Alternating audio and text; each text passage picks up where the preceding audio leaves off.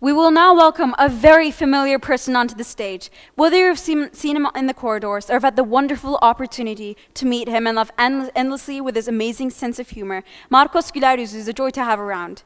From his intellectually stimulating conversations and enthusiasm, it is rapturous to talk to him. Marcos has had the opportunity to travel the world and experience living in many diverse countries, and has acquired valuable pieces of knowledge through these various locations and the many books that he has buried his head into. Whether you're talking about the future or about Wendy Williams, Marcos has the ability to liven up any conversation. Now we invite our fellow friend, Tunç Güleryüzlü, onto the stage.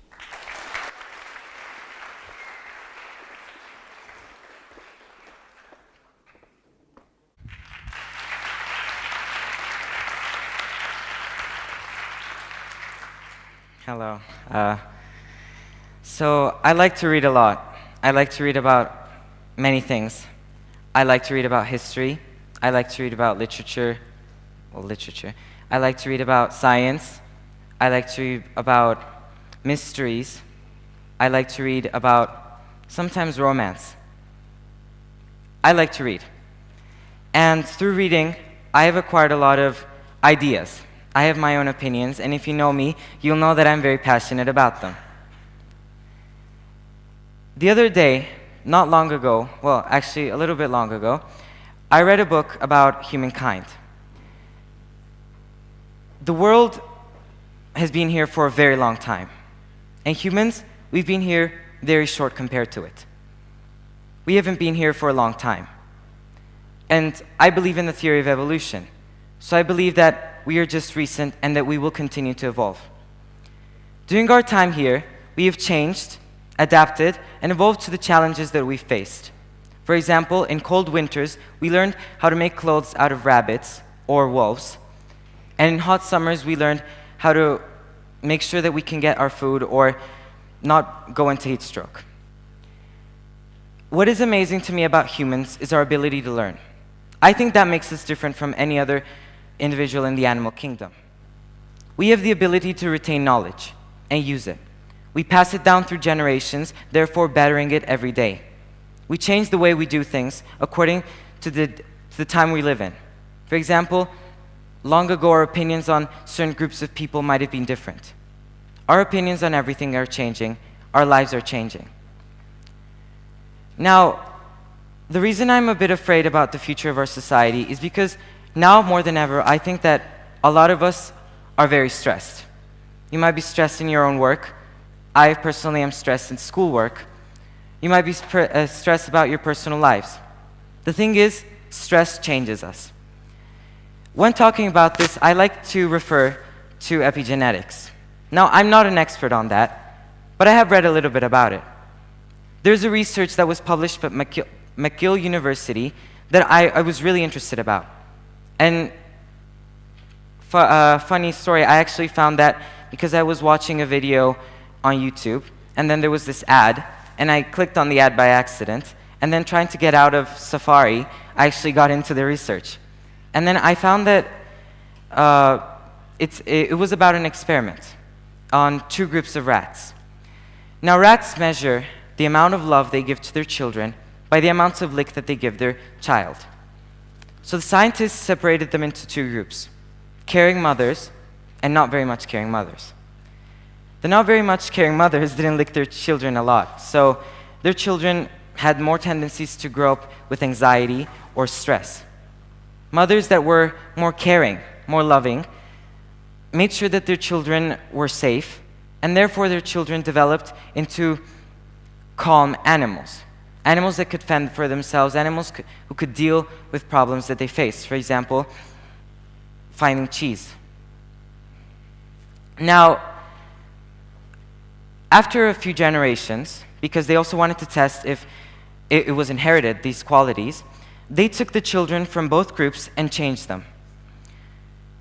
Before, we thought that many of these traits could be inherited. Inheritance is something that I've just been learning about in biology not long ago, so I have it pretty fresh in my mind. So basically they were trying to see if qualities were inherited from the parent to the child.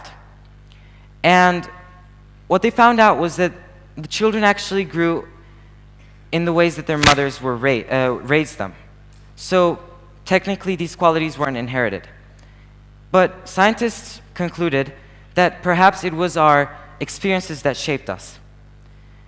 In a true scientist form, they dug into the rats' brains and looked at their DNA. What they found were methyl blockers formed around certain parts of the genes. These methyl blockers silenced or altered the gene expression of the rats, therefore altering their own personality. Therefore, scientists understood that even though experiences and genetics are who we are us.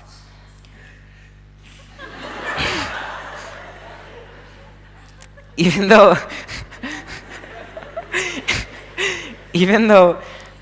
we are a lot about our genes, we're also formed by our experiences, and they affect our genes. Why is this related to what I'm talking to you about? What does this have to do with stress, or being a student, or being a prisoner in a prison? And it's that we have a lot of stress in our lives. This is something that is shaping us. In my own country of Colombia, I investigated about the prison systems, and the results weren't that nice. For example, La Cárcel Distrital in Bogota put 6 to 7 prisoners in one cell that is smaller than an eighth of the stage to coexist with each other. Imagine 7 people with very different opinions, with very different experiences, trying to habit with each other. Not only did I cringe at this, because I wouldn't imagine being put with people that I didn't know in a very small room. It seems like torture. And what this creates is a mixture between petty criminals and murderers, rapists and gang members. And even though we don't understand this, or most of us don't understand this, petty criminals begin to adapt to the behaviors of the actual criminals. They begin to steal, or they begin to hide the food because they want to eat it at other times. Because freedom is suppressed from them, they begin to try to find ways to bend the rules. What I don't think prisons understand is that these prisoners will eventually return back to society. They'll walk around with us and around us every day. And what this means is that they have adapted to such environments where they will choose to break the rules in order for them to have a better life than to follow them, for us to have a better life. This creates a surplus and overflow of prisoners in and out of prisons. And this is not good for a society. Now I'd like to talk about schools. And I don't want the administration to get mad at me, so I'm not going to be very mean to them, but we are very stressed. We are very stressed. I consider myself a good student, but I cannot keep track of all of the assignments. I have a planner. I don't like planners, but I use them. And sometimes I forget. There's so many things to keep track of that, honestly, sometimes I just want to leave everything alone. I just want to stop going to school. I just want to stop learning. But I'm a person who likes learning too. So I try to see the good sides. Luckily for me, I come to a school where most of my friends and teachers encourage me to become the best version of myself that I can possibly be. My teachers constantly remind me that I can be the best if I try. My friends, who I am proud to say are the smartest people I know, are constantly reminding me of what I want to be. I have many role models around me every day. My parents, who are both very successful in their fields and are great people, inspire me to become a good person, inspire me to make good acts. But I would like to concentrate on my friends, because they've really changed me this year. When I started to get lower grades than I usually get in high school, I started to feel really bad, because I was getting 70s and 60s, and my friends, the geniuses, they were getting 90s and 100s. And I was thinking, what am I doing wrong? What is wrong with me? And I remember that my teachers actually talked to me and they said, your problem is stress. you need to learn to manage with it. You need to deal with it. And then I made it my mission to deal with it, actually. For the past month, I've tried to find new ways to battle it. Before exams, I try to visualize a future where I am what I want to be. Sometimes it's hard because I want to be a lot of things. I want to be a lawyer, or I want to be a biologist or chemist, or maybe I want to be president or an actor. I don't know. But what my friends have taught me is that I need to try. I need to try, because if I don't, then nothing will be done. They taught me that hard work, it really does change you. That if you put in the work, that you will get results. And this was a little bit evident on the end of the first semester. Now, if you know me personally, you'll know that I cried, because in Turkey, if you get above a certain GPA, you get a certificate. And I was right below that line, and I actually cried, because it was right the time before we were getting the certificates. I was shaking, I was mad. And Jaylin, who is a girl who I know will have an amazing career, a very bright future, I told her that she needed to employ me in her house. That I would be, I don't know, a worker in her house, I would do her gardens or something like that. And I remember my friends got around me and started telling me that that was not going to happen. That they were going to help me, that I should be proud of what I have achieved, because I did do some things. I did better myself. And as things would have it, I actually did get abducted. I did get abducted. It's because I had actually calculated the numbers wrong, and I was crying because of nothing.